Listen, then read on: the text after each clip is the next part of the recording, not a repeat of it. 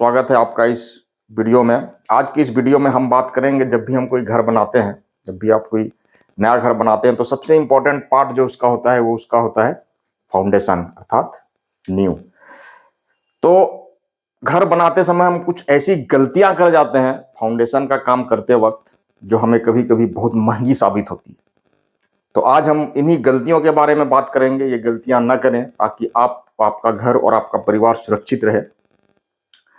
तो ये फाउंडेशन जो है वो घर बनाने के क्रम में सबसे पहला काम होता है जो हम लोग करते हैं। तो इसमें आपको जो सबसे पहला आपको जो ध्यान देना है वो है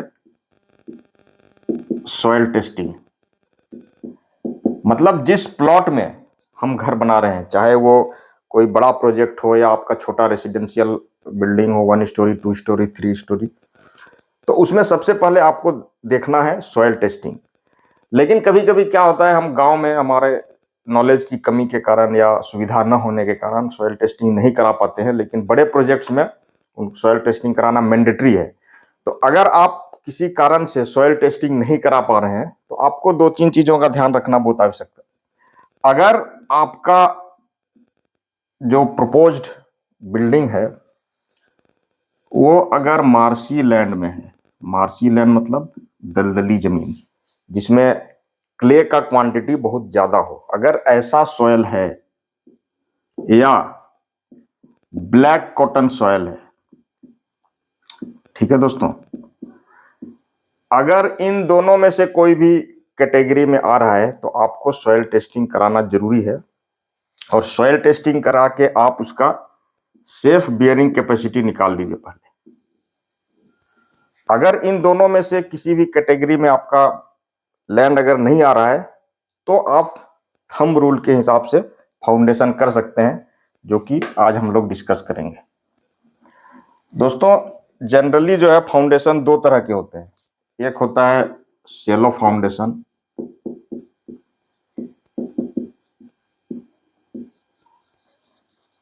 दूसरा होता है डीप फाउंडेशन।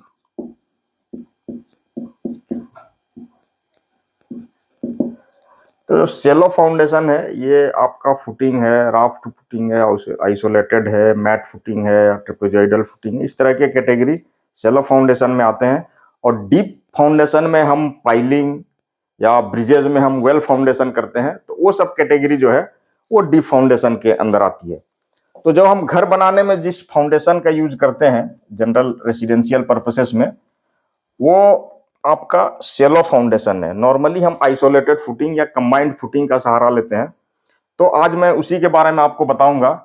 ये मान लीजिए आपका एनजीएल है, जिसको हम नॉर्मल ग्राउंड लेवल भी कहते हैं। तो सबसे पहला काम जो आपको करना है वो ड्राइंग के हिसाब के, आपके आर्किटेक्ट ने आपको ड्राइंग दिया होगा या नहीं भी दिया होगा तो आप एक स्केच बना लें। तो आपको जो फुटिंग करनी है वो सबसे पहले आपको एक एक्सकावेशन करना है। आप वो हमारा जो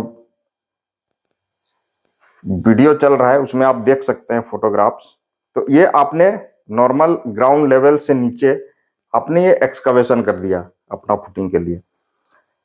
अब एक्सकावेशन करने के बाद जो सबसे पहला काम आपको करना है, जो नीचे की मिट्टी है इसमें आपको सैंड फिलिंग करनी है।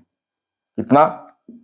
तो 75 mm टू 100 mm, मतलब 3 इंच से लेकर 4 इंच तक का सैंड फिलिंग। ये सैंड फिलिंग बहुत ही जरूरी है दोस्तों। ये गलती आप कभी मत करना कि इसको सैंड फिलिंग नहीं करें। इसके 2-3 फायदे हैं।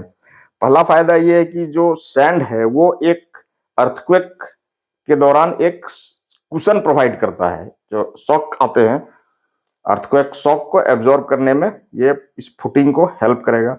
दूसरा, इसमें से अगर कोई टर्माइट का इफेक्ट होगा, अगर आपका लैंड इस तरह का है तो उसको भी वो प्रोटेक्ट करता है।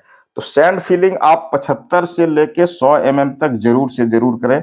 कई बार हम ऐसी गलतियां करते हैं कि हम बिना सैंड फिलिंग का ही जो है फुटिंग कर देते हैं। कई बार ठेकेदार ऐसा करता है, मिस्त्री ऐसा कर देता है, लेकिन आप इसको ध्यान रखें। दूसरा, सैंड फिलिंग के ऊपर में आप जो है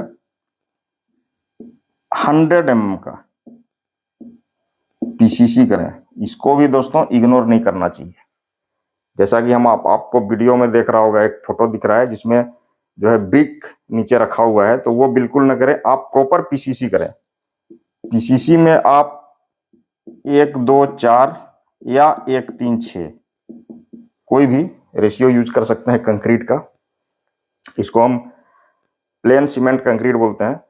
तो ये दोनों जो है आपको काम करना है। इसके बाद इसके ऊपर आपको रेनफोर्समेंट डालना है। ये आपका ऐसे कॉलम आएगा, कॉलम ऐसे आएगा आपका, और यहां पर आपका ये रेनफोर्समेंट है, ऐसे ये इस तरह के रेनफोर्समेंट है।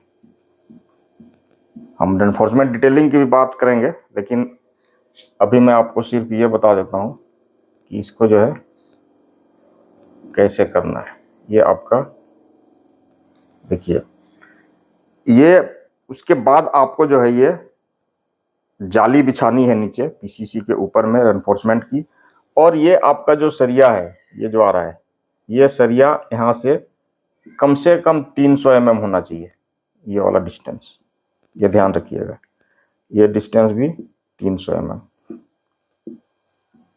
मतलब 1 फीट। ये इसका एंकरेज लेंथ प्रोवाइड करेगा, और ये आपका जो है ये कॉलम खड़ा होगा।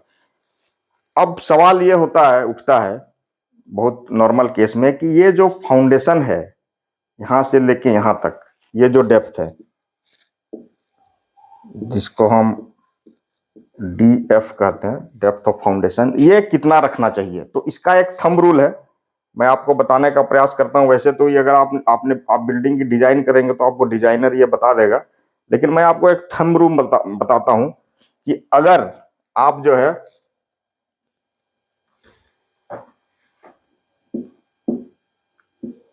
एक स्टोरी बिल्डिंग बना रहे हैं, मतलब आपने ये तय कर लिया है कि जो है मेरा मकान एक ही स्टोरी का होगा और फ्यूचर में आपको इसकी जरूरत नहीं है बिल्कुल भी, तो उस केस में आप जो है ये फाउंडेशन का डेप्थ